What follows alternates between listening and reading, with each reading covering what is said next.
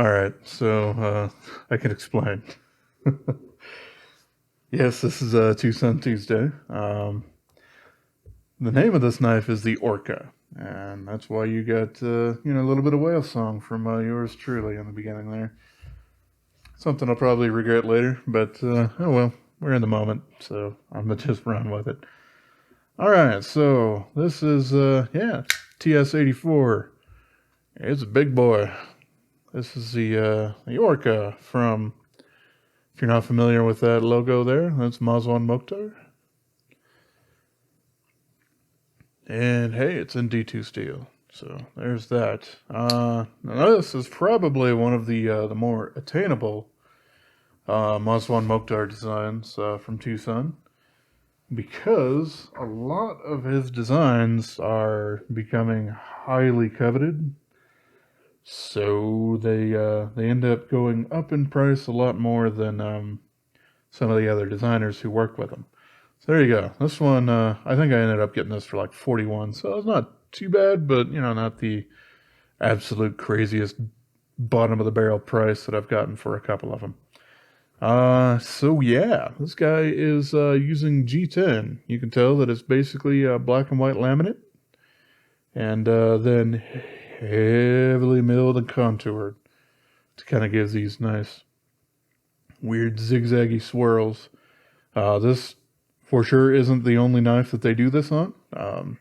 Heck, it's like the fourth one that I've gotten from Twosun with this kind of pattern on there, and I like it quite a bit. It's very, very grippy. To the point where, you might think it might have a little bit too much texture, I guess, if you're just doing barehanded and a lot of super huge forceful cutting or something like that. But for, standard cutting, works out quite fine. And it's a bit of a different texture than Peel Ply G10 that I'm kind of used to from Spyderco and Emerson and stuff like that. So, yeah, I do like it quite a bit. Very attractive, too. There's always kind of a lot going on with the handles there. Next up, yeah, it's got their old pocket clip. I've said that probably about a million times. I really don't like this pocket clip, but they don't use it on newer designs, so there you go. Take with that what you will. It does have 2 screws here, and it is technically inset into the G10, although it kind of doesn't look like it from this side, just due to the way that they've kind of ground that notch in there. So, yeah, let's get some measurements going on this guy. Obviously, not super small, but, yeah, the blade's like 3.5 inches. So, there's that. It's, just a little snubby kind of thing due to the reverse tanto kind of thing. Very straight edge going on with this thing, up to that, it does kind of curve up, or not curve up, but angles up a little bit towards that reverse tanto tip there, which, yeah, is quite thick there at the tip too. So you got plenty of power and rigidity up towards the tip, which you don't get on some of the more dainty distal tapered knives that are much better for slicing. Next up, check out this finger choil here. This thing is a monster, which is fantastic for me. It means that my finger actually fits here super comfortably, which means that, most normal people would probably be able to use this with gloves and probably not worry about damaging their gloves with it either. So there's that. I generally don't use finger choils, but hey, they're there. And a lot of people do like those. It also prevents the smile or anything kind of going on at the back edge of sharpening. So the next thing I kind of want to take a look at here, as soon as I pull my calipers out, is some thicknesses. And the first one that I actually want to measure is this one, because it's what you're going to feel in the bottom of your pocket. And it's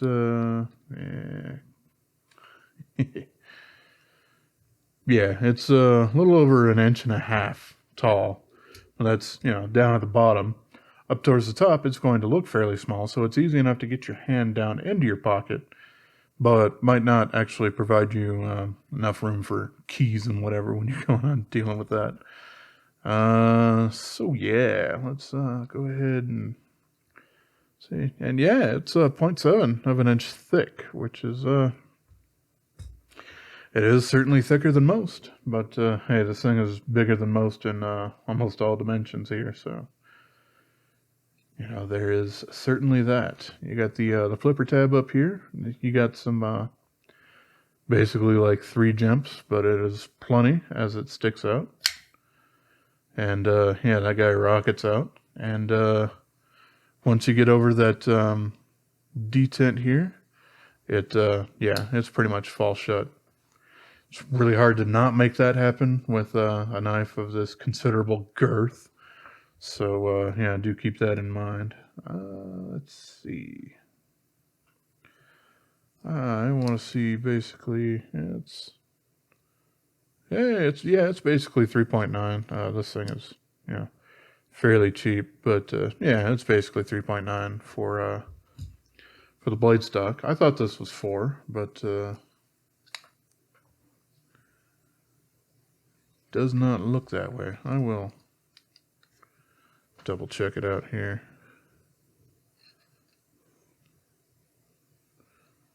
Yeah, it's the same, 3.9. Okay, so it's not quite 4 millimeters, but still, that is an exceptionally thick piece of steel going on there. So yeah, this is not exactly the most slicey thing in the universe. Especially because it's kind of a high saber grind rather than a full flat as well. It comes relatively thin behind the edge, but still thicker than a super good slicer will.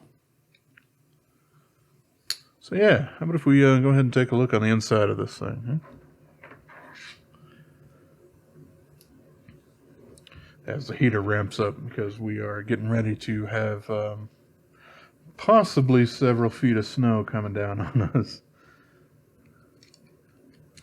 Sounds like a fun time. Suppose it doesn't really affect a whole lot in a pandemic such as this, but there you go. I had these in there rather tight, but yeah. So you can see the pocket clip is kind of milled out a little bit there, but on this side it's actually flush.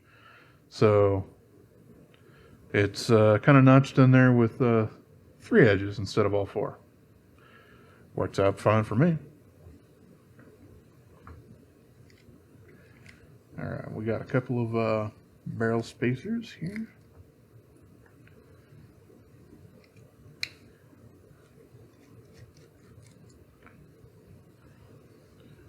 We'll set those over there, and then the pivot. And yeah, I have just a tiny bit of Loctite going on there. But I've kind of added after the fact. I end up doing that for quite a few Twosuns because they don't Loctite anything, which is great. Makes it easy to take things apart, and especially on some of them with D2 where they can come basically like dunked into a vat of lubricant and then let drip dry for a minute before stuffing it in the bags or whatever. So it makes it a lot easier to kind of take those apart and deal with that after the fact. Alright, this guy is usually a little bit difficult to end up getting off of here because it likes to hold on everywhere. So I can kind of push both of these Chicago screws at the backside here, and that will release that and the little black G10 liner lock. And from here I can kind of wiggle a little bit.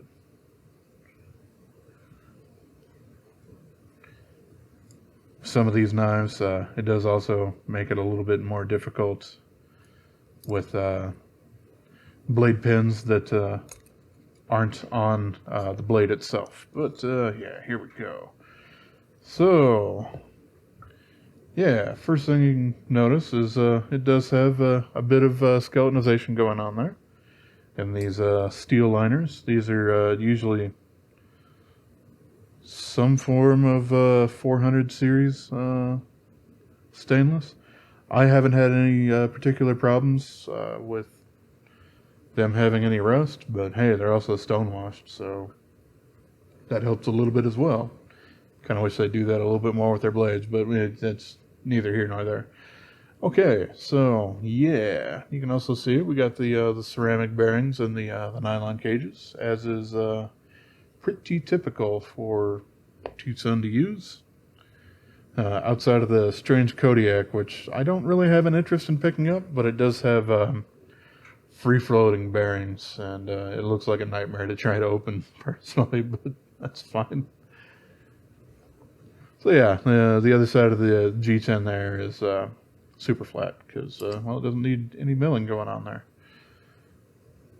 And you can see that there's no D-shape going on the pivot here.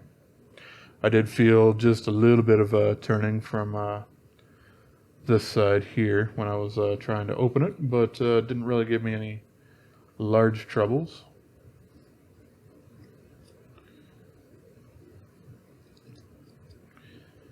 Something else to kind of see here.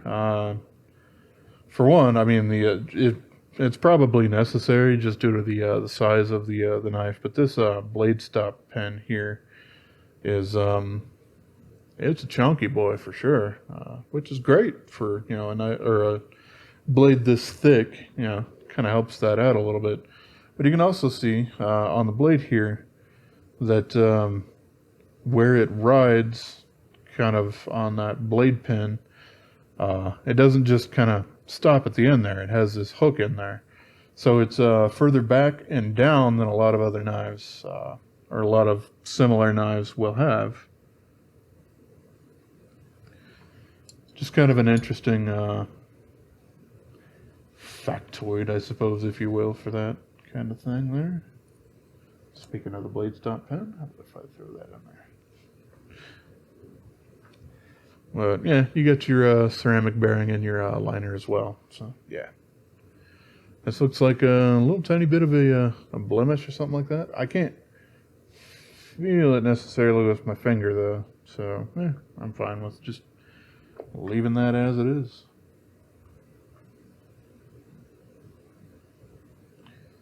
Make sure that the backspacer is actually facing the right way. That would help. And yeah, just kind of slap this thing all back together. Since you don't really have to worry about any of the D-shaped pivots, it's quite easy to slap everything together. Yep, with the that blade pen, which was the thing that was actually causing me a little bit of difficulty separating the knife, pushing that back into place. And yeah, just tighten that pivot down.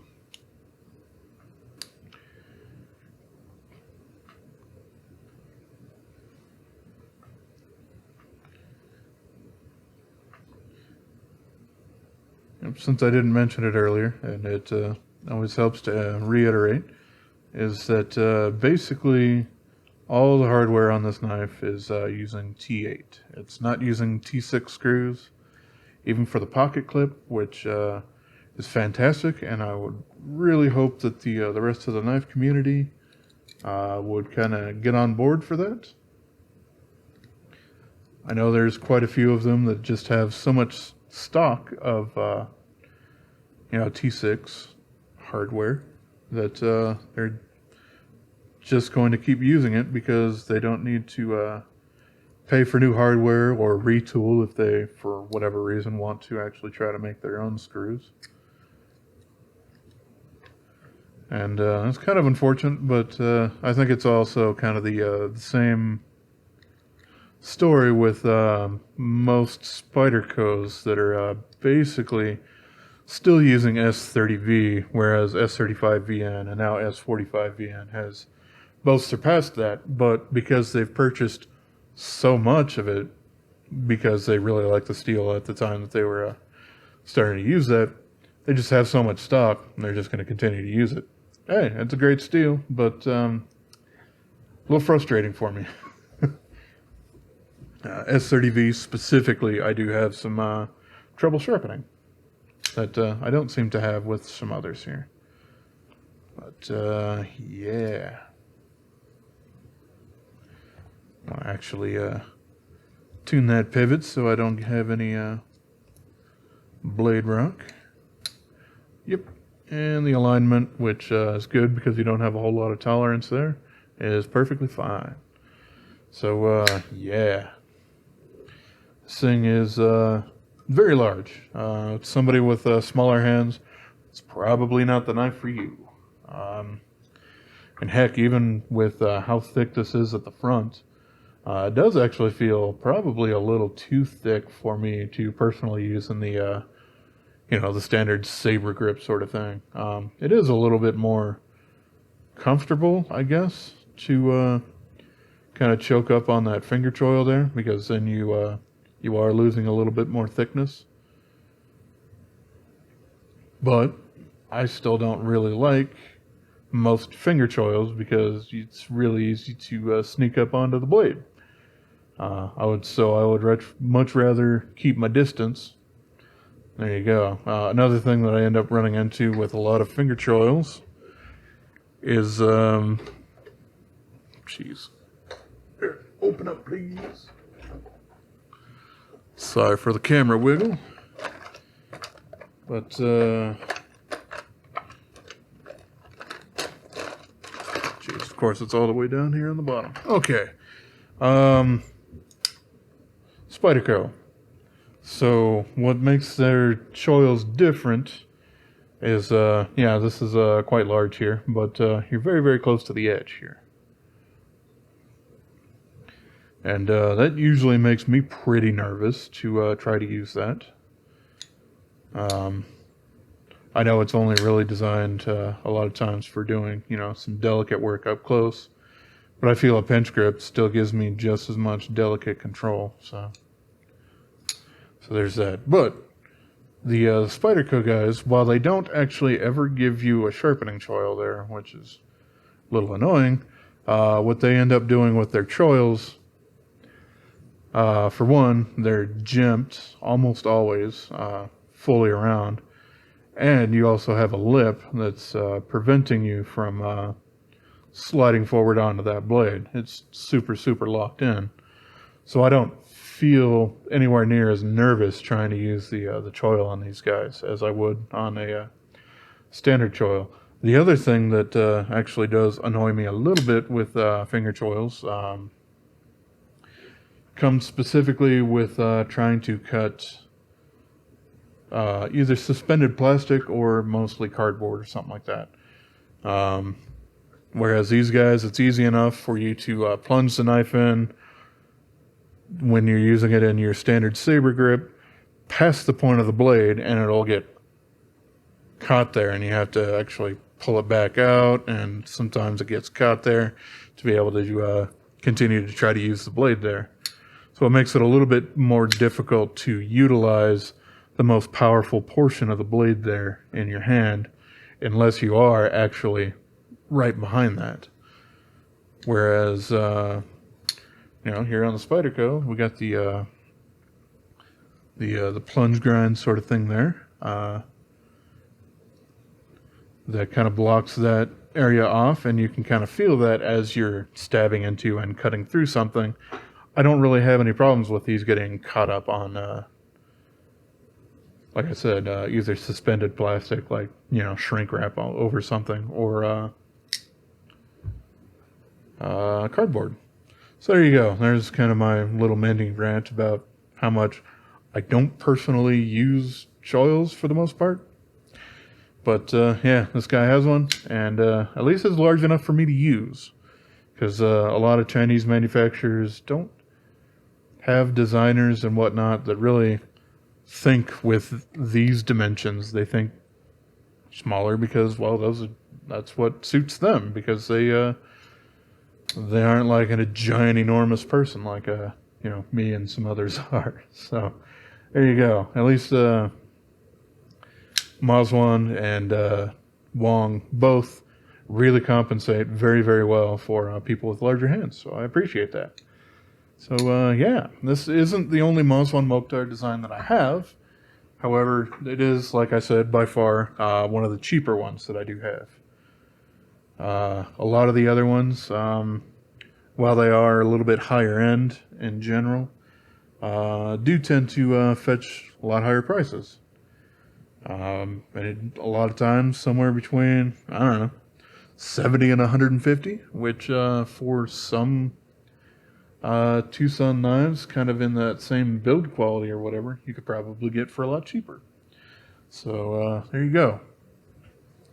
He does have a, I wouldn't necessarily say, a super finite design philosophy that he follows, kind of like Tepe designs, which almost all of them have a very, very, very similar design aesthetic and shape to the blade and whatnot. These do kind of vary a little bit from Mazwan, but most of them are pretty large and hacky, like pocket cleaver kind of things going on. And that's perfectly fine. But it might not be everyone's cup of tea. But with that in mind, it seems to be quite a few people's cup of tea. As I said, a lot of his designs do fetch higher prices from Twosun than some of his other contemporary designers using the same manufacturer. So, alrighty, well, there's the Orca, and well, I suppose it's going to swim away now.